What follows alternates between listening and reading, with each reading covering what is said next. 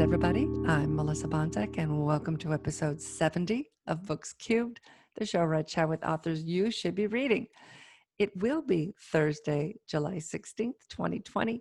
I'm recording this a little early, so I don't have the name of the winner of the Cameron Coral ebook, but I will put the first name of the winner in the show notes because I will select them the day before this airs. And if you didn't get in on that drawing, you'll just have to listen and wait for the next one. On the show this week, I have got a really great collection of stories called Love on the Edge of Danger, a pandemic romance collection. So if you're a romance reader, you're in luck this week. And I chat with three of the authors, and we talk about the book and all kinds of things. And we're going to get right to it, and I'll see you after. I want to welcome you all today on the show, and I'm going to read the description real quick, and I'm going to get all the names wrong because I'm terrible at names. So it's called Love on the Edge of Danger. It's a gorgeous cover of a pier, and the tide is going out. It's evening or morning. Looks like evening. Yeah, it's really pretty. Pretty colors. Yeah, there you go. So if you're watching, there's the cover. If you're not watching, you'll have to click on the show links at the end. Okay, so it's Love in the Edge of Danger, a pandemic romance collection. In 2020, the world suffered a viral pandemic of epic proportions. Thousands of people fell ill and lost their lives. In the grips of the pandemic, four Florida authors came together to weave these romantic tales and show that above all, love overcomes darkness. Amor en... Oh, Doug, you got to say that for me. Yeah, Amor en Quarantena. Thank you. In quarantine, right? Love in quarantine? Hey, Correct. all those years of Awesome. Spanish, and I'm okay. Maria and Jose find love in a famous restaurant district. When you least expect it, Collins is the next story. When you least expect it, Collins' medical supply deliveries soon become more than a basic necessity. The next story is And Love Happens. For Chrissy, life was perfect until it wasn't. And in the fourth story, the megalodon Megalodon. Yeah. charm. Under quarantine, can Zoe and Ezra reconnect and find love once again? So I'm going to just was it Doug? Did you want to jump in to tell us how this all came together? Yeah. What happened was I was in a Facebook chat a while back in I believe it was March or April. And I was hearing Tamara was feeling a little bummed out about being left out of anthology project that she wanted to be part of. So I thought, let's get together and try, do an anthology project, like myself and her. And eventually, Kathy Lee, otherwise known as Scarlet Rain, came on, and then Tamara listed Tamlin to join in as well. And basically, we thought, okay, what can we do for this anthology? And we came together and we thought of telling stories of love during the current COVID-19 pandemic.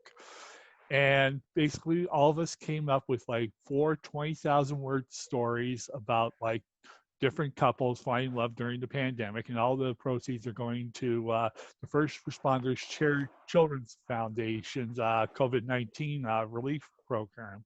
So we've been raising funds for that with the sales of our books through Amazon, all major ebook retailers, and also through personal sales of paperback copies that we have here.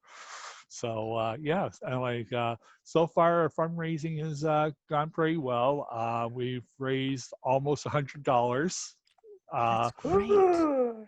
Yeah, between paperback sales and also through Amazon. So it's been pretty good so far. So we're continuing to raise funds for it, and it's a great cause, and it's a great book. So yeah. Yeah, they were fun stories. I wouldn't say fun. Well, they kind of were. I mean, any reading for me is fun. So that's the word I always go to first when I sit down and with a book. I got an ecopy, and like I was telling Doug, I finished reading this morning, and I liked all the stories. They're all very different. It's a nice variety of experiences and places, spots, different spots where people are in their lives and the different things that happen to them. It's that I don't want to give too much away. I mean, there's some redemption and there's some rekindling and there's some finding new love, and so I think there's something for everybody in there. And Tamlin, I think it was Tamlin. So you got involved Yes. with this because Tamara brought you in. Yes, she did. I just was really blessed to be asked to be a part of this. It's such a great cause. And you're which one was your story again? And love happened. Okay, that's Chrissy going. She's got the daughter. I've forgotten the daughter's name now. I'm sorry. Katie. Katie. Yeah. Okay. Yeah. Just tell everybody just a quick, just a small, like the elevator pitch of what that story's about. Well, basically, it's about starting over. Chrissy loses her husband. He was and they had a daughter. And everywhere she looked, she just couldn't get over Mike. So she decided the best thing to do was to move. And she moved to a real place that I know very well. It's called Pineland, which is on Pine Island. And she got a house there, and she meets Matt, who was like a bachelor and thought he would never be married. And they just started over. And through, Chrissy needing things for the house. Oops, we're losing you a little. A new shed. I'm sorry. Yeah, she needs a new shed, so she called him, right? Up, we keep losing your. Correct. Yeah, she met him at a Hardwalls. That's right. Oh, I'm sorry. Do I need to just call in? No, you're fine. You're fine. Maybe. No, it went. We lost you for just a moment, but we don't want to give too much of the story away. So yours is her starting over, finding new love. I like that. And Tamara? Yes. Your story. Give everybody just a little bit of what your story's about. Well, right. My story. I'm sorry. Well, my story is between two people that were high school classmates. And it's kind of like a reunion of sorts because, they were high school classmates. They kind of knew each other because he's really good in math and she's not. So he would tutor her every once in a while. She was really busy in high school, had lots of friends, was trying to pad her resume so she could go to college. And, they kind of more of acquaintances. And, they graduated. She went her own way. She went to college and he went his own way. And, years later, she's needing medical supplies. And he happens to be the medical delivery driver. So they kind of just rekindle their friendship per se and go from there. I go from there. Yeah, don't give too much away. And then Doug, run us through yours. Well, basically, okay, just a teeny bit. Yeah. Basically, it's a story set in Ybor City District here in Tampa. It's just basically two friends who, he works in a club in the Ybor District. She works at a cafe in the same district, and they start off as friends, and then it eventually develops into a relationship with one another. They go on date during the pandemic, and unfortunately, both of them catch the virus. Unfortunately, but it's like the relationship that's starting to blossom between the two main characters, Maria and Jose. So it's good. I think it's a good story. Yeah, and it's as you're reading, you're wondering what's going to happen because yes, they do, and for all these people, the pandemic is in the foreground of what's going on with their lives, and how do you deal with dating in a crisis like this? And that's I was reading this thinking I would not want to be single right now. It would just be and wanting to date, it would just be too difficult. And you wonder how this is going to play out in the years that come. It's tough. Was somebody going to read a little bit of one of theirs? Yeah, I can Okay. read part of my story. Okay. Yeah, excuse me. Let me get to Yeah, don't give the too part. much away. Yeah. Yeah, here's an excerpt from my story, Amora and Quarantina. Jose was the first to wake up the next morning. He was startled to learn that he was not only back in his own bed, but Maria curled up beside him. Attempting not to wake the guest in his bed, he carefully and quietly slipped out from underneath the covers, sneaking out to the kitchen to prepare breakfast for the two of them.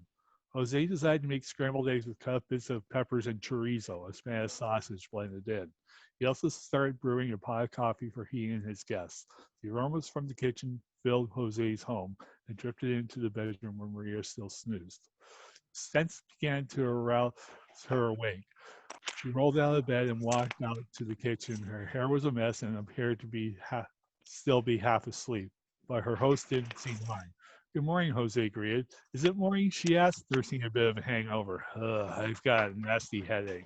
That's from all the wine we had last night. We did knock back a couple bottles. That would explain why I'm still here. I was sleeping on the couch. Jose bit his lip. You don't remember? Maria shook her head. No, what happened? You came out here about an hour after you had originally turned in saying you couldn't sleep. You coaxed me to come to bed with you. Her face changed to a look of dread. We didn't do it last night, did we? No, we didn't. You got me to join you, and all we did was fall asleep with me holding you in my arms. Aw.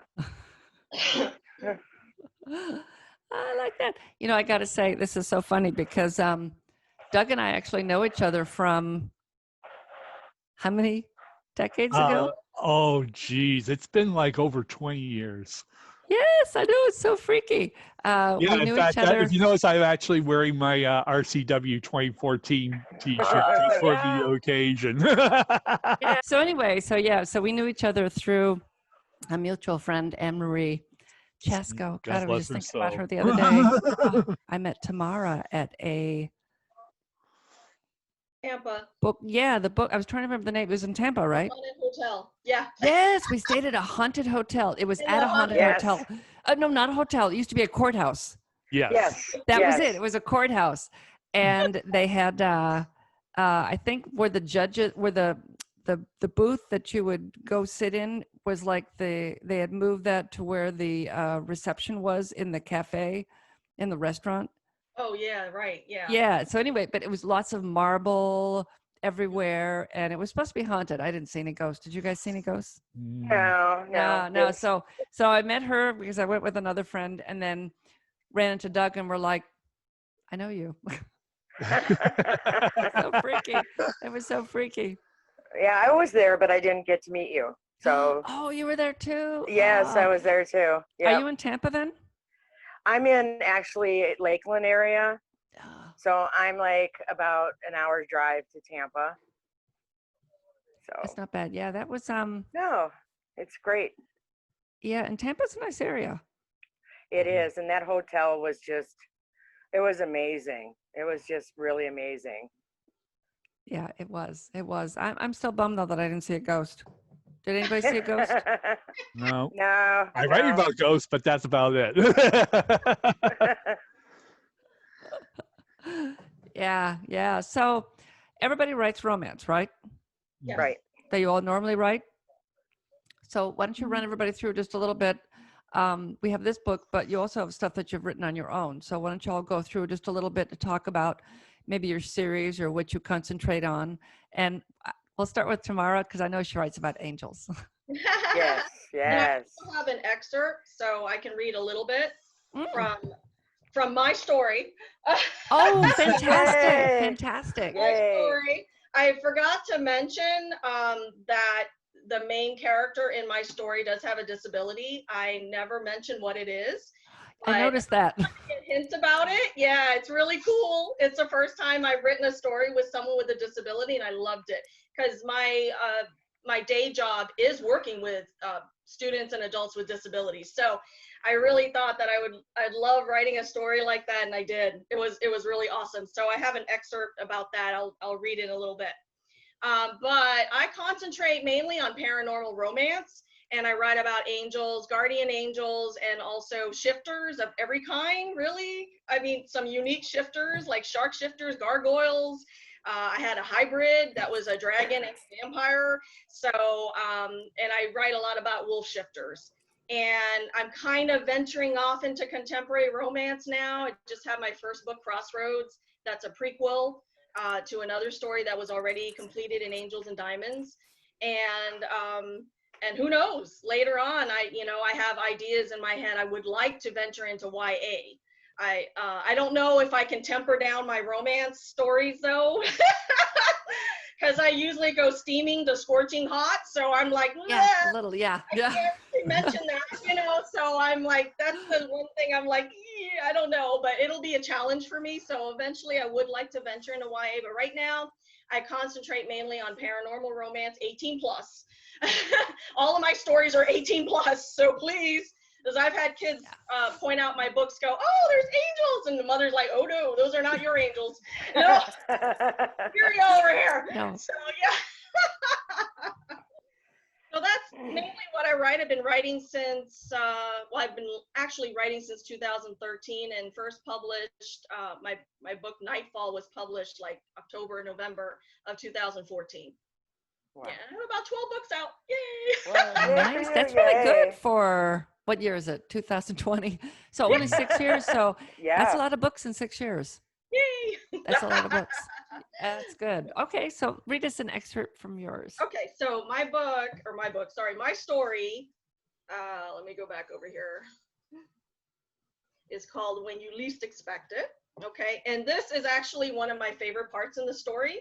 So I'm kind of like in the middle of chapter 1, and it's about Colin, and her name is Katerina Winthrop, but she goes by Kat. Okay, so I'm just going to read a little excerpt in this first chapter.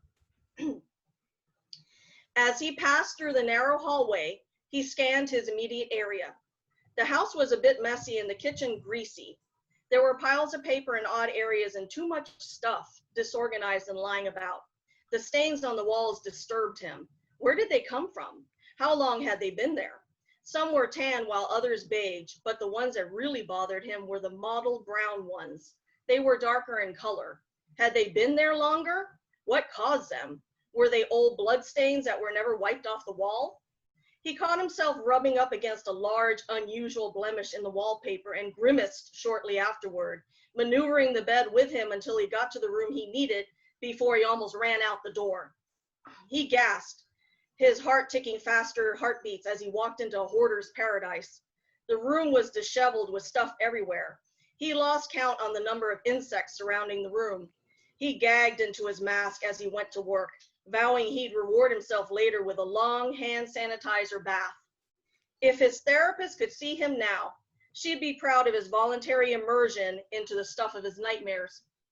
Working in the medical field was never easy, but when one had his condition, it proved a tremendous challenge. The dense, dusty air surrounding him and the heat under his mask did nothing to make the situation better. He sneezed a few times when someone grabbed a tissue and handed it to him. Reluctantly, he took it and stuffed it into his pant pocket. Who knew where the tissue had been before and what contaminants might be lingering within the fibers? Colin hurried, his last thought of dying among the piles of newspaper and stench accelerating his heartbeat and his intake of oxygen. An image of Kat's senior yearbook picture flashed across his mind. With long, dark brown hair and a cheery smile, she was easily the most gorgeous woman in the world to him. He'd call her later today, and one day he'd meet up with her. This room would not take him down. Hell no, he'd survive. He had to. He needed to find out if there was a future for him and Kat.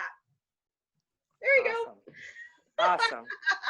Yeah, and I kept wanting to go over and get hand sanitizer while I was reading that. Yeah. I love it. I love it because when I'm writing books, I want people to immerse themselves in it and actually feel what's going on inside it. Literally put themselves in it. Oh, I did. Good. I'm glad. Yay!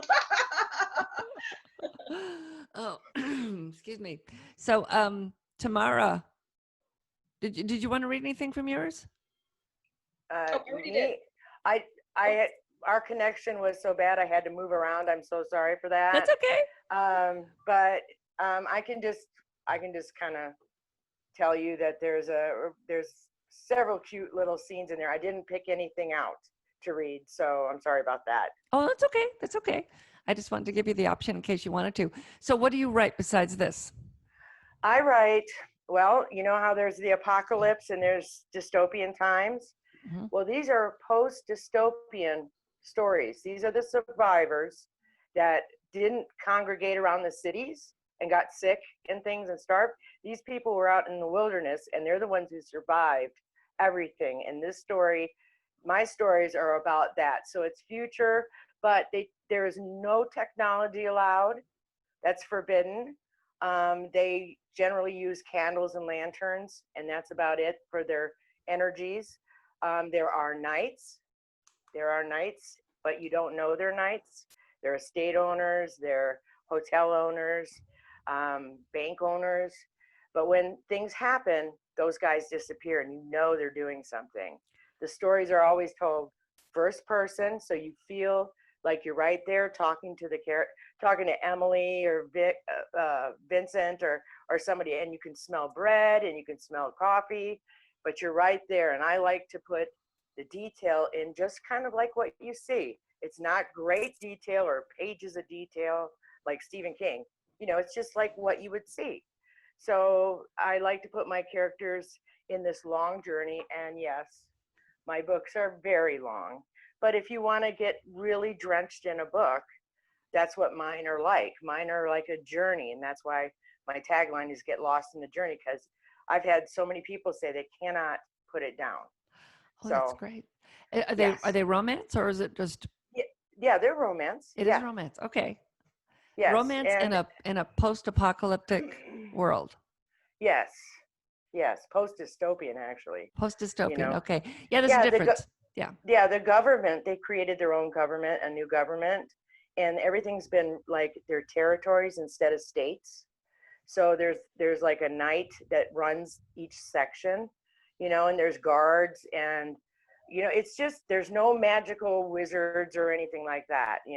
It's kind of it's really believable that something like this could happen. But more than anything, I want people to see, love, what love really is and what love really means. And people find, oh, that's my husband. That he's just like that, that makes me happy when they say things like that. Oh So yeah. that's Well, the hope is that even as everything is destroyed around you, you still have love to, yeah, get you through the day, to rely on, to look forward to.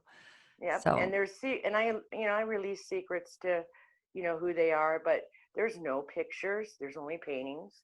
Pictures are, they don't want people to know that there used to be things that flew in the air or vehicles that took people around. Those things are forbidden because the knights are there to prevent infiltrators to getting that technology, that information that was left over from all this stuff. So there still are bad people. And when the knights get a hold of them, it's instant justice. If you're a traitor, you're a traitor. You're gone. okay. So they're So trying to keep the world out of a technology age so that they won't have happen what had happened before and led to where they are. yes, exactly, Okay. exactly. Oh, I like that. I like that. How Yeah, many and books? I have 3 books out. I'm working on 4 and 5 right now. So Okay. And it's all the same series? yeah, it's the same timeline, but you might get a character from the first book going into the third book, but they're not like they're visiting, and you get to catch up with what they're doing, kind of. But yeah, it's in the same time period, but they're all very different. You can start with any book and read any book. So Okay. Oh, that's good. And the same with yours, right? Your Tamara, where they Oh can yeah. they can jump in Well, any place. my books are all standalone. Every single one of my books, except yep, for Crossroads, because it's a standalone, but it's a prequel to the story New Home that's in Angels and Diamonds. So Okay. if you already bought Angels and Diamonds, buy Crossroads. yeah, Yeah, but no, I purposely I do that on purpose because I want everyone to be able to read whatever story they want. Even in my Guardian League series, there's 5 angels. Whichever one calls out to you the most, read that one first. So yeah. Okay. I like that. I like that. And how about Doug?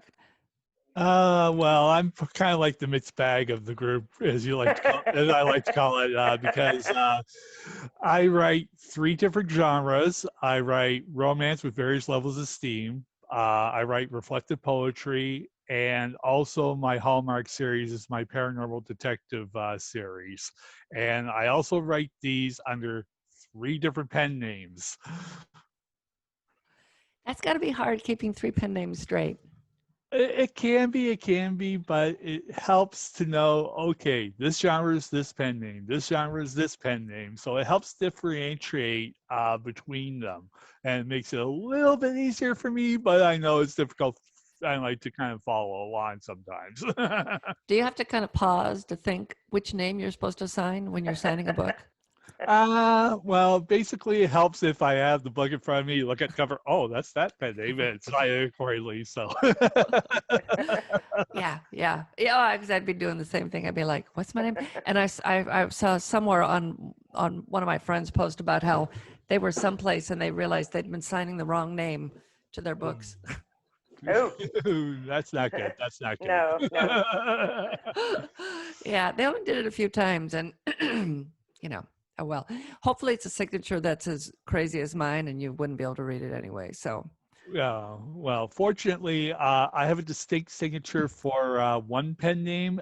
It's the author's first and middle initials done so in sort of like a heart design. So like, and then the Okay. rest of it's like his last name. So. Okay. I like it. I like it. So, why don't you tell everybody where people can find you? They can find the collection. Love on the Edge of Danger is available everywhere. Everywhere, and every Everywhere. major ebook retailer and paperback through Amazon. Okay, fantastic. And why don't you just run through, Doug? Have you got a newsletter or anything like that, or a website that people can find you at? I don't have a newsletter, but I do have a website where I have a blog, and also which also includes an online store where people can buy my books directly from me. It's www.tonanookpublishing, all one word.com. Okay, we'll have that in the show notes in case you weren't listening or writing as you were listening. And Tamara? Mostly, excuse me, mostly you can find me if you Google TK Lawyer Author. That's it. So, but Yeah. I do have a website, it's wordpress.com / /TK Lawyer Author. Also, I'm on Facebook almost every day. And so facebook.com / TK Lawyer Author. It's pretty much just TK Lawyer Author. My Twitter is TK Lawyer. So between those two, you'll find me. Just Google me. Okay. And I don't have a newsletter. I will one day, but it's really hard to keep up. So just message me on Facebook. Okay, Tamerlan? I'm on, I have my own website. It's tamalinsbooks.com. My pen name is Tamerlan Scott. So my name is Tamerlan Whitehead. But I'm on Facebook, Facebook, Tamerlan's Books. You can Google me too. If you put Tamerlan Scott in the Google search, you're going to get me. So you'll find me. I'll find you. Okay. Well, Google's great. I love Google. That's like my first go-to Yes. for anything. So thank you everybody for coming on, and tell us one more time what the charity is that the book benefits. It's the First Responders Children's Foundation. Oh, fantastic. Is that in COVID-19, Tampa? it's actually based in New York, I believe. But it's basically their COVID-19 relief fund. So all the proceeds are going to them. Oh, fantastic. So grab a copy. There are 4 stories? 4 stories. Yeah. 4 stories. I was going to say 5, but I thought, I don't remember reading 5. 4. There's 4 stories. Grab a copy. Proceeds go to a charity. It's a good cause. And check out these authors on the web, and you can drop down to the show notes and click on that first link. It'll say comment. It'll take you over here to the YouTube channel if you were listening on the podcast, because I can't find you if you comment on the podcast, because it goes wherever you find the podcast, and it's everywhere.